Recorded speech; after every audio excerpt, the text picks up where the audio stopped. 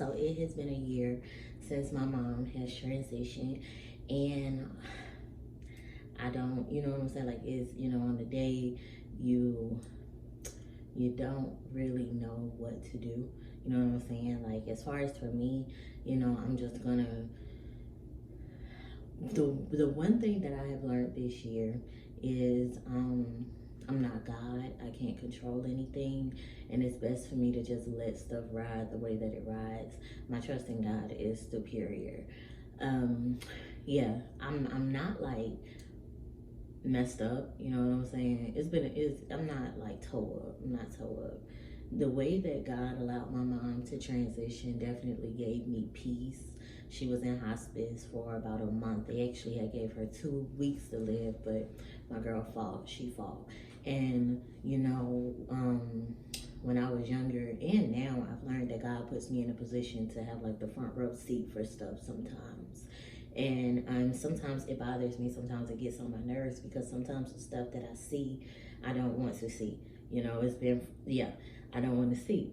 But because my mom wasn't married and I'm her oldest child, and me and my sister, I was 26, my sister was 22, and then we have a little brother, he was 7, so it was mostly on me and my sister. Shout out to my family because a lot of my family assisted us. But it was me and my sister having to be the ones, at the house at night. And when people are in hospice, I'm not sure about other people because the only person who I've actually, well, no, but my mom's process was fast. It was slow. It was slow at first, and then it got fast. It got very, very fast. And I was only 20. How old am I? No, I was 25. I was 25 when that happened. And I don't care what nobody say. 25 is 15 years old in adulthood. I don't care what nobody say. So to have to, take on that main role of taking care of my mom was devastating. Absolutely devastating. My mama, she had cancer. She had first got it, I believe it was 2017. Might have been 2016, 2017. And then it went away, and then it came back. And the cancer that she had, first off, my mom did not let us really have a lot of insight into her illness and what was truly, truly going on. Black women, black mamas, are superheroes. They are superheroes. But I do wish that black mothers,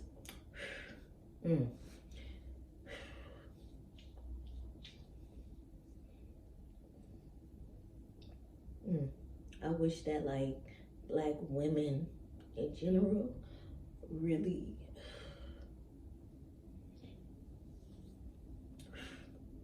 I wish that we would really let our community know what we are truly, truly going through when it comes to our health. And I understand why we keep stuff hidden because we are, for the most part, the black woman is the matriarchy of her family. She is the glue to her family. I did not mean to cry.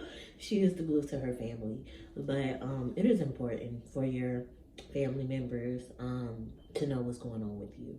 I know that we want to be strong and we don't want people to freak out, but I didn't know to the extent of how strong my mom's cancer had gotten. I remember because I was living in Chicago at the time and she was living in Charlotte, and I remember I was FaceTiming her, and she wouldn't answer my FaceTimes. And then one day she finally answered my FaceTime, and I saw how much weight she had lost, and I was just in total shock. I had to call my dad. Look at my hair, but I had to call my dad and everything to, kind of calm me down. But okay, back to the story. So, yeah, they had given my mom 2 weeks. So I'm going home, period. I'm going home. You know what I'm saying? Shout out to one of my best friends. She came and drove down home with me. I went home, and my mom, like that strong black woman stuff did not go away during the entire time that my girl was transitioning. It did not go away. And being in hospice, hospice is, at least from my point of view, hospice was preparing my mom for her when she passed away, as far as asking her, how are you feeling? You know, her nurses, how are you feeling? Do you need anything? You know, the social worker coming in asking what funeral home do you want to go to and what are your, she ain't like none of that stuff. So the assistance that hospice was trying to give, my girl was not taking that. And shout out to her nurse, because her nurse, my mom, like, the nurse would come over and be like, do you need this? How are you feeling? This and that. My mom would be like, no, nothing has really changed. I'm fine. But her nurse was paying attention to how she was looking, as far as her eyes turning yellow and her hands changed. Like, she was paying attention to stuff, you know? So while my mom, because I know, first of all, let's be honest, I feel like people should not be in hospice at home. I respect that they give people that option, because hospice is about helping people feel comfortable and stuff. But for the responsibility on my mom transitioning to be on me and my sister was way too much. My sister had just had a baby 6 months before that, and that was just way too much. It was way too much, but you gotta do what you gotta do. And shout out to my homie Devin, because I had to call my homeboy and ask him, how the hell am I supposed to do this? Because he had lost a parent. How the hell am I supposed to do this? And he told me, it's not about you, Naya. It's not about you right now. It's about your mama, and you gotta be there for your mom. And when he told me that, because I'm an Aries, and Aries are known to be selfish and put ourselves first, not in a bad way all the time, but you know, like, we are yeah, if you know about Aries, you know about this. So when he told me that, and for me to turn off, you know, Naya, paying attention to Naya, what makes Naya happy, and I had to pay attention to my mom, that was, it helped because I was no longer her daughter, I was her sister, you know what I'm saying? And when people are, at least when my mom was going through hospice, it's stages that people go through with cancer, at least. It's stages that they go through. And they can get mean, you know what I'm saying? They can get stubborn. And it's tough. It's tough as hell, because you have to remember that this person is actually the one going through it. But your feelings is hurt. You know what I'm saying? My feelings was hurt, because why is you talking to me like that? You know?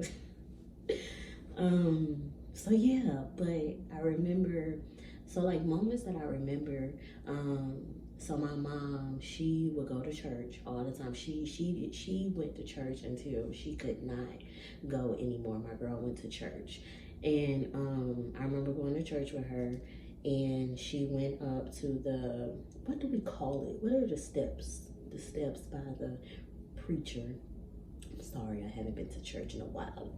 But yeah, she went up there, and the whole time my girl was up there, she just kneeling down, and I knew that she was talking to God, because I had been with my mom before then, you know what I'm saying? And my mama talked to God more than she talked to anybody else during that whole time. She was in her room, she was on her knees, she was praying, and she wasn't praying for God to heal her. She was just saying, thank you, Jesus, thank you, Jesus, thank you, Jesus. And I remember that. I remember we went to the mall. It was at like getting very, very close to the end, when her breathing started getting very short. And we went to the mall, and she couldn't like walk. She could walk, but she couldn't walk like long paces, because it was a lot, y'all. It was a lot. So Monet had to go get her a wheelchair, and she did not want to be in that wheelchair getting wheeled around the mall. And we was in South Park Mall. We ain't know nobody over there. But yeah, my mama had a hard time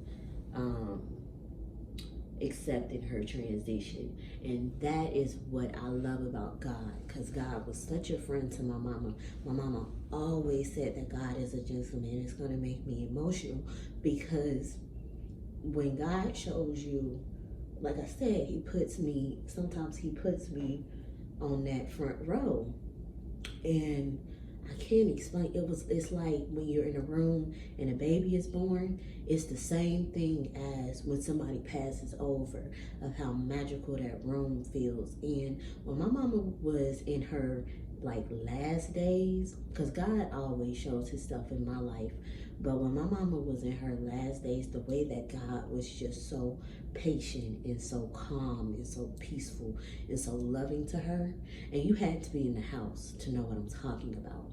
But my mom, so I don't know about other people because, like I said, my mom was my first experience with something like that. But when my mom, so with cancer, my mom's body started to, I don't know how to explain it, but long story short, she was in a state where she couldn't move. She couldn't move. She really couldn't talk because she was starting to transition. She was starting to transition. So and she would be in the bed, and sometimes she would, and we had so much family. It wasn't so much, but my family, we're not huge, but we're big enough. You know what I'm saying? And my mom would be in her bed, and I would be like sitting by her or something, and she'd be like, no, no, no.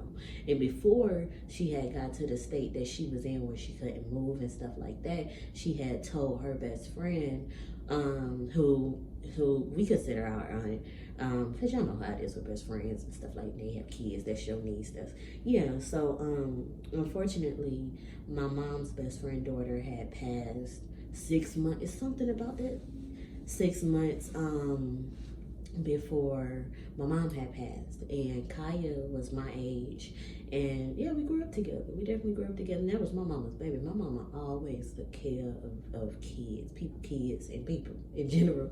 She had that in her, where, I don't know, like if you had a child, you would want my mama to be a part of your child's village. That's all I gotta say.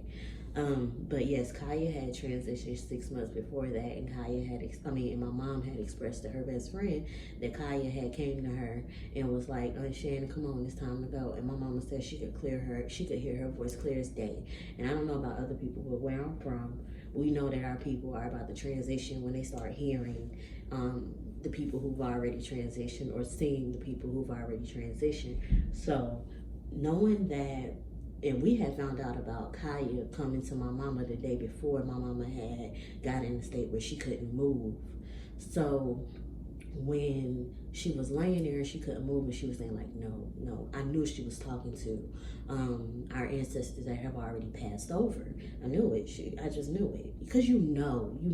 If you are in tune with your people, and you are in tune with God, and you are in tune with your spirit, you will experience stuff, you will know stuff, and you will see stuff, especially during times when somebody is transitioning and somebody is coming into the world. You will feel things, and you will experience things, and you will know things that are out of this world, clearly, literally, So for about 2 days, about 2 or 3 days, my mama kept telling our ancestors no. And on her last day, she started, okay. And I knew that was God. I knew that was God. And I knew that God had to have gotten off of his pedestal to come and get my mama himself. My mama probably told him, God gonna have to come down here and come and get me, and he did. And the way that, because I'm her daughter, I don't know about other people, but baby, I stalk my mama. I pay attention to my mama. I still to this day know what her footsteps sound like when she walking. I know what her keys sound like when she walk into the house. I know if it's her or somebody else. I know what her teeth look like. I know what her hands look like. I know what her legs look like. I know what her elbows. Baby, I know it, okay? I know that woman. I know her.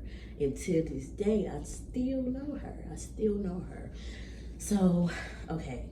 So, yes, she started getting to the point where she was saying, okay. And that Capricorn, because she was a Capricorn, was starting to listen to whoever that was that she was talking to, which I know is God.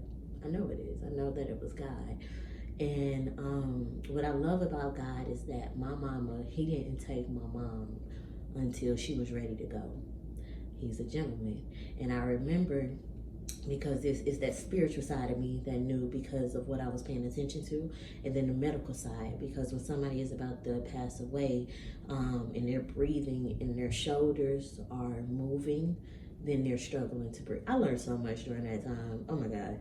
Then they're struggling to breathe. So we knew that she was getting to the end medically and spiritually. We knew that it was getting to the end. And in the room was my two uncles, my cousin Jamila, me, Monet, I think somebody else. I don't know, y'all. My mama was in there, okay? Shoot. And my best friend was, one of my best friends was standing outside of the room with my little cousin. And my mom is about to, we clearly see, because Monet had been in the room with my mama all day. Because like I said, we knew that day was the day. And Monet, so I'm in the living room doing something, and Monet, I hear Monet say, Uncle Morel, can you go get Naya? I heard her, I don't know what was in my hand, baby. It was some paper. I dropped that paper and I walked back there because I knew from my sister's voice what was about to happen. It was like 6 o'clock, around 6 o'clock in the afternoon in February, about 5, 6 o'clock.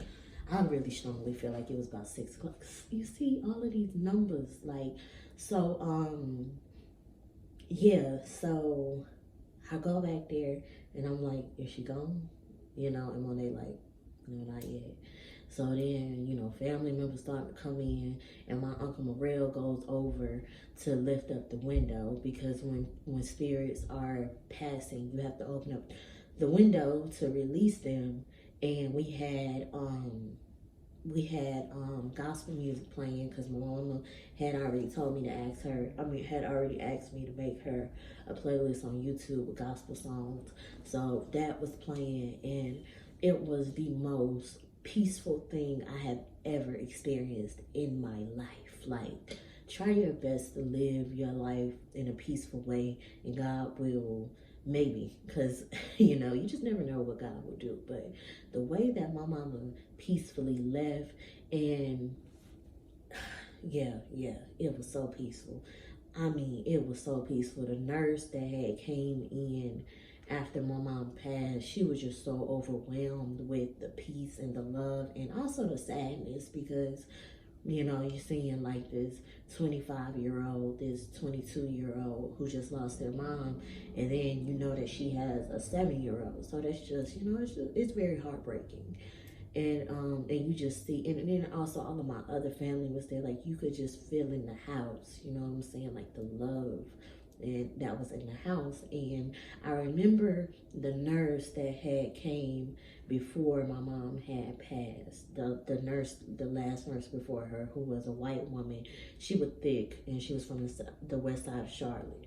And she was like, I started just getting kind of in a frantic, because when people are in hospice, you have to give them, you don't have to, but they tell you to give them medicine to help them kind of like take off some of the pain, like anxiety, look, other stuff, you know, other stuff.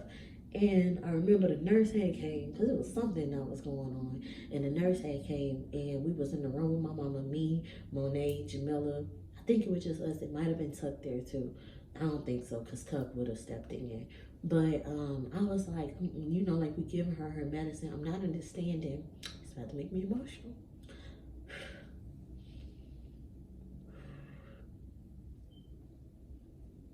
And I was like, I'm not understanding. Why are we even giving her medicine if she's not getting better? Like, what's the point of taking care of somebody if they're not getting better, bro? That is, and that's why I say they should not have people be in hospice at home. That was my mom's decision, but they should not have given her that decision. But I get it. But I get why she decided that. But for us to have had to be the ones that have to do that, bro, that just, anywho. And the nurse, she started saying that, you know, I started getting, you know, worked up. So she took us out of my mom's room and put us into the living room, because she was like, when people are passing, they can still hear you. So she said, you know, like, your mom is about to pass, and this is what's going on. Very, very sympathetic, but not like sympathetic, as far as like feeling sad for a person.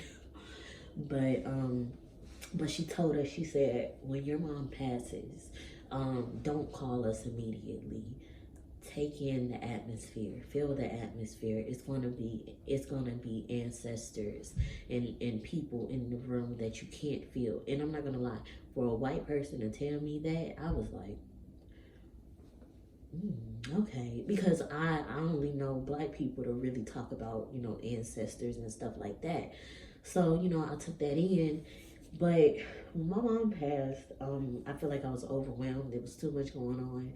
And then the night, so we call the nurse, we call the funeral home, and everybody was just so, all of the nurses, the guys that came in to get my mom's, and take her out of the house, everybody was so respectful. It was two young black men that came to get my mom, and I know that she would have, appreciated to I'm not racist. I'm just being honest. I know that she would have enjoyed two young black men carrying her. You know what I'm saying? They were very respectful, very, very respectful. And when everybody left, and nobody wanted me and Monet to stay at the house that night, they wanted us to go with our dads. But me and Monet was like, no, we're staying here. Like, this is our home. You know what I'm saying? And there was other factors why we were just like, we don't want to have to. We wanted to be together. We wanted to be in the house. And when everybody left, Pookie was there. Pookie had stayed for a little bit. And when everybody left, that was when I felt the ancestors. And that was when I knew that when my mom passed, it felt like, so when my mama passed, it felt like somebody had came and took her out of love, you know what I'm saying? And like kind of took her in their arm, and then it felt like all of the ancestors rushed into the house to make sure that we were okay.